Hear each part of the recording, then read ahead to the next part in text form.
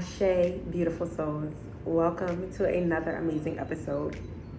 Listen, I know, because I know, I've been inconsistent, I know, but I've been working on it, okay? I've been working on the work in, okay? Your girl finally got her place. She's in her new apartment. I have nothing on the walls. You see my plants over there. She ain't even got a bed. She got a blow-up bed. But, okay, the Lord provides. Hallelujah. Okay, it's going to be me and my pillow today. We going to, isn't that pillow nice? My neighbor gave it to me. She was definitely an aide during the apartment fires. So I'm so grateful. She did so pretty. You see the hair? Y'all better stop. Listen, we going to be in this video shoot today. I don't know where I want her. I think I want her right here next. So your girl was called to buy a book. And I'm the type of person, when I buy books, I don't buy books necessarily for that moment. I usually buy them and the spirit tells me, okay, read it now. But that might be 3 years later, right? So this book was a hot topic. Okay, can you see it? Let me see if I can get the camera to focus on it. There we go. This book was a hot topic, okay? A lot of people was talking about this. It's called Adult Children of Emotionally Immature Parents. And I wasn't going to get the book because I have a thing of, I don't like trendy things. I like to wait for things to die down. But y'all, Spirit must have told me it was time because baby girl bought the book. I'm going to put you down, boo, okay? You got my back. And I bought the book and I only read like maybe first 5 pages and I was like, damn it. First 5 pages. I was like, okay. And then I had a situation occur and I was like, okay, I'm going to do a video on this because I need to talk about it. I need to get this. I needed a space. So I want to create a safe space for me to heal through this video, but I also feel like this can help you because you know I'm going to give it to you raw, directed in your face, okay? So let's sip. I got my water, and we just going to talk about how we feel to be raised by immature, what is it? Emotionally, good Lord, emotionally immature parents.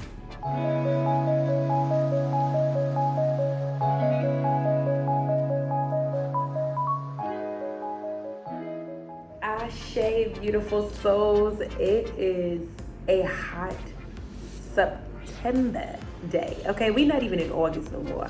Yeah, I forgot to tell y'all how my birthday was.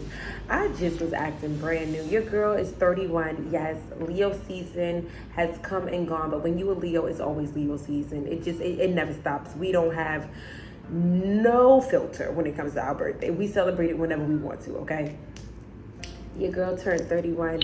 I am in my new apartment. You cannot tell probably, but I painted the walls. That was definitely good for my inner child.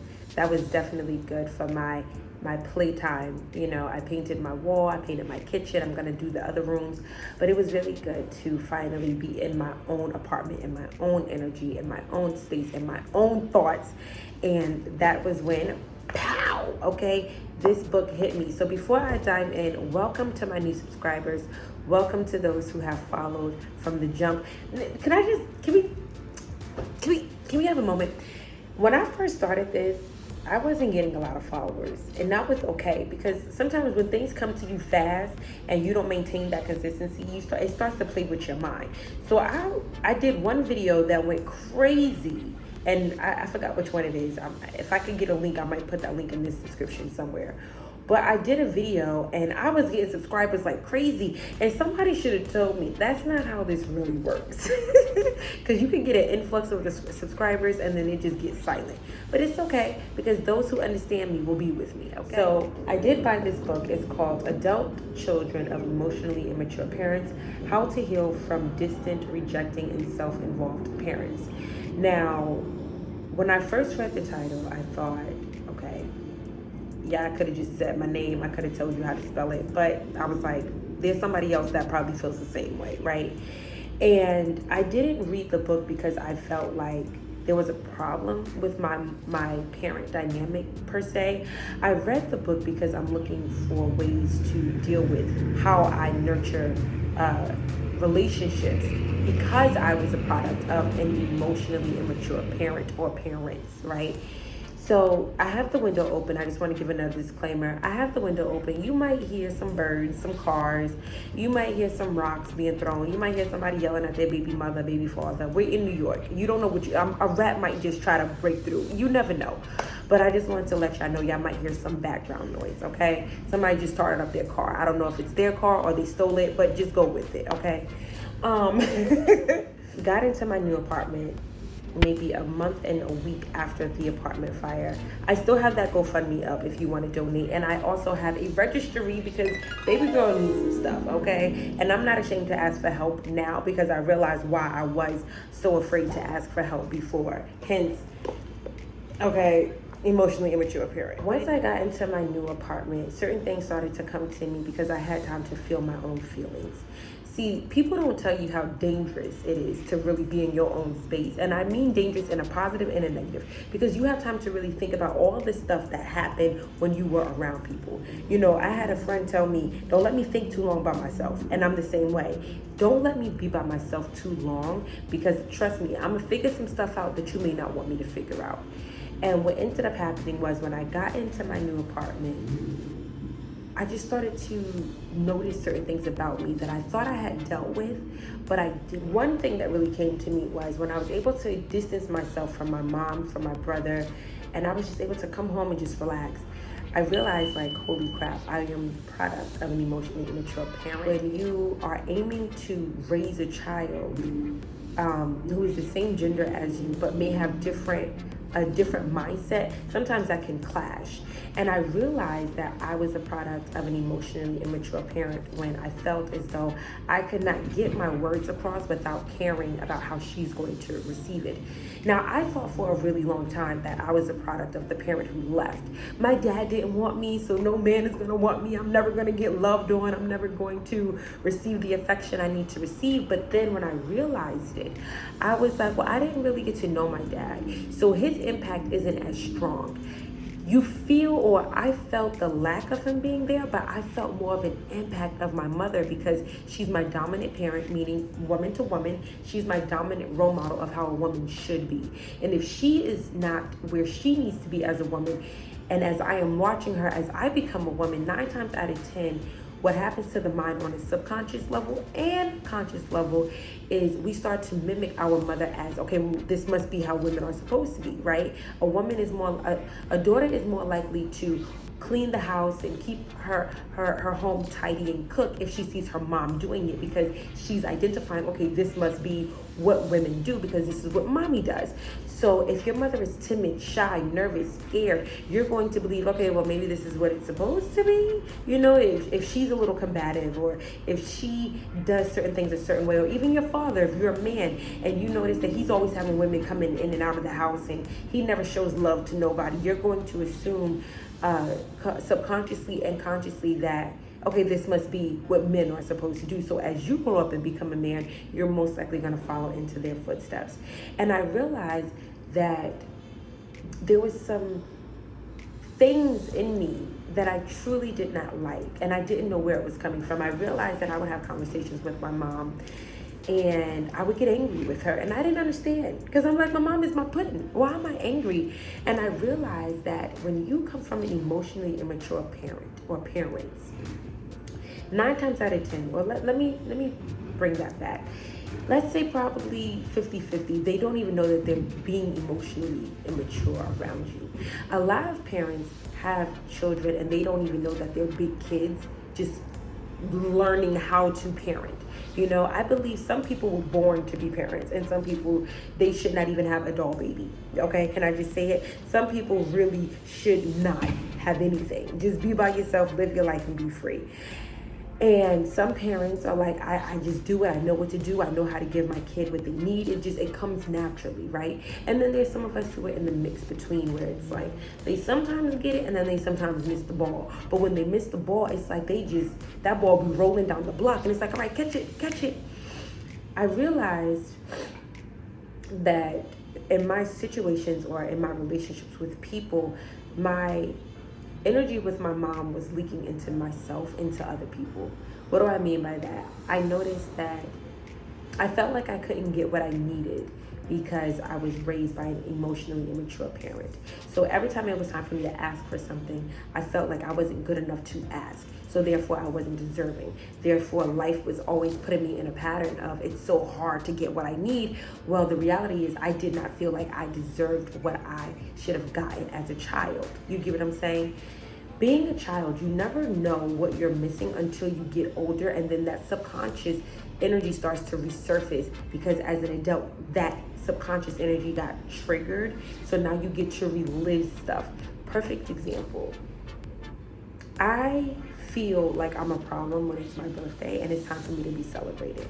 Because when I was a child, I had one birthday party I remember, and it was a whole disaster. My mom and my dad were fighting, and I felt like I was a problem. And that thought manifested in my energy like you're a problem, and because you wanted to be celebrated, you caused chaos. So as an adult, 31 years old, I still don't know how to be celebrated on my birthday with people. I know how to celebrate myself. I know how to enjoy myself. But when it comes to people, it's like, no, I don't want you to go out your way. Meaning, I don't want to be a problem because when I was little, I was. And granted, even though I have the book, I didn't even read the book. This is just feelings, right? If you want me to go into the book a little deeper and we could, I'll probably share some tips with you and all that. Let me know in the comments below. But this is just me flowing with it because I think a lot of us, definitely Black women, are raised by emotionally immature mothers. And we realize that it's always a battle to get what we want, whether it's our finances, whether it's in relationships, whether it's with jobs. It seems like we're always battling for our voice to be heard, for our needs to be met. And definitely when you're now a woman and you're talking to another woman, your mother, it seems more intense because now you're standing on the energy of, well, I'm grown. Now I don't have to do what you tell me. I don't need to do what you wanted me to do. But the reality is there's still that little girl in you that's like, damn it, Mom, why you couldn't just mother me the way I needed to be mothered? Why you couldn't just give me the things that I needed when I needed it? Now as an adult, you feel bad actually for asking because society says, well, it's not up to your parent now. So you trying to tell me my parent had this amount of time to give me what I needed and they didn't give it to me. So now as an adult, I got to figure out how to get it myself. It's emotional trauma. It's an emotional tug on the body when you feel like as a child you didn't get what you needed, and then as an adult you don't even feel like you're entitled to ask for what you needed because society says, well, now you have to figure that thing out. You got to go to therapy, you got to get on psych meds, you got to go through all this stuff because you can't ask your parent for what you need because they didn't. Well, now you're asked out, you got to figure it out. I think that that's crap. And what I did, which I don't know if this is the best thing to do because I'm still learning, I had conversations with my mom and I started to blame her. And I started to blame her because I realized that healing is not a one-way street. You're healing for three people. You're healing for your inner child, your teenage self, and the adult that you are now. And as you're healing for three people need different things. My little child is still shy and she's like, I don't really want to be a problem. She's very like, I don't know, right? I just want somebody to love me, nurture me, be my parent. While my teenager is like, F all of y'all, you messed up. You should have gave me what I needed. I'm not dealing with this. You know, very rebellious. And then my adult is very understanding. Like I understand, okay, my mom did the best that she could, but it would have been nice in this. You see what I'm saying? Like the adult me knows that I could get what I need, but those other two are pissed off. And sometimes I allow them to take the show because I need them to heal, but I'm also learning that my healing shouldn't be in breaking her down. And a lot of us who are raised by emotionally immature parents, we break our parent who stayed down. We break them down because we feel like, well, you should have and you didn't, and because you did it, I'm angry. And I understand the anger, and I don't want to be one of those people who's like, you don't have a right to be angry. Hell yeah, you do. You have every right to be angry. But the thing is, are we now angry at them or are we now angry at ourselves? Are we angry at the fact that we felt deprived of certain things and now as an adult, we now consciously deprive ourselves of certain things and we need to have a villain, which is our parent versus ourselves? I had to think, am I still beating up on my mom because as an adult, I now feel like I'm not equipped? Because when you're equipped, you just do it. You just get it done. You ain't got time for looking and crying about what isn't. You do what you need to do. But when you feel like you're not equipped, when you feel like you're not prepared, then you actually can find the time. You can find the energy. You can find the cracks in the corners on, I can blame my mom, I can blame my dad, I can blame somebody who didn't do something because I'm not doing it. And I realize that a lot of us adults are stuck. We're stuck in subconscious thinking that it was my fault. I did something wrong. I probably shouldn't have conveyed what I really thought to my parent because they couldn't handle it. I probably shouldn't have said what I really wanted to say because they couldn't handle it. When you're dealing with an emotionally unavailable or immature parent, you tiptoe around what you say, what needs to be said, how you want to say it. You tiptoe around your authenticity, and then when you become a full-grown adult, you realize that you stunted your growth in so many areas of your life because you really were tiptoeing around your authentic energy. You were tiptoeing around your gifts. You were tiptoeing around the things that you wanted. You were tiptoeing with your love. If you tiptoe in one area, you're most likely going to tiptoe in other areas. And as a spiritual advisor, one thing that I thought was, as a spiritual advisor, I had to be perfect to help and assist other people. And Spirit is showing me the more that I become vulnerable with my own past traumas, the more that I become vulnerable with who I am, not wait for it to be all glamorized, but come to you raw, authentic in it, the more I heal myself and I can help you do better in yourself. You understand? It's not about doing it perfectly. It's about doing it the best way possible so that when you look in the mirror, you're saying, okay, I got through it. Okay, I'm here. Okay, I'm capable. Okay, I can do it. Okay, it's not that hard. Oh, wait, I am discouraged. I am going to do more videos on this because a lot of us, Lord, okay, a lot of us have emotionally unavailable and immature parents, and we are stifling our lives because we feel like we deserved that. A lot of us cannot manifest the way we want to manifest.